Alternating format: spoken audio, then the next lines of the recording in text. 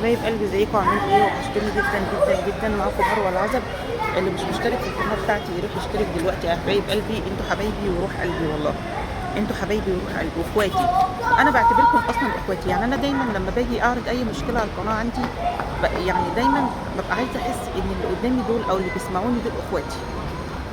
فانا بحكي معاكم كأن قاعده مع واحده صاحبتي اهو.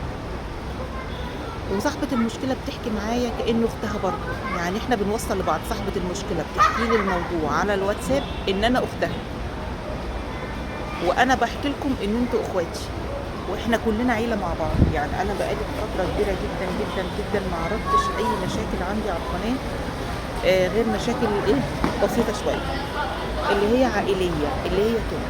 ولكن انا دلوقتي هعرض لكم فيديو، هعرض لكم يعني كلمتين في الفيديو دول احسن من 100 كلمة. ومش هقول لكم غير كلمتين الموضوع ده بالمختصر. بصوا يا جماعة، انا معايا دلوقتي واحدة ما شاء الله عليها، انسانة ملتزمة جدا وانسانة محترمة جدا.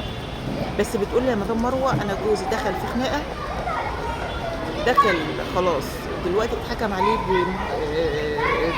بحكم كبير، حكم 15 سنة، وانا عندي منه بنتين.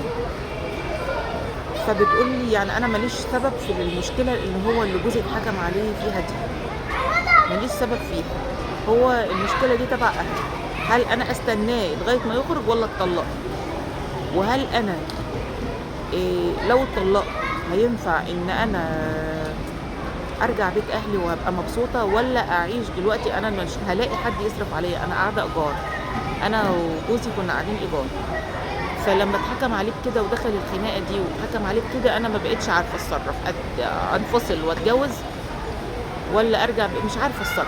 انا ظروفي وحشه. قولوا لي اعمل ايه؟ اعمل مشروع ما معيش فلوس.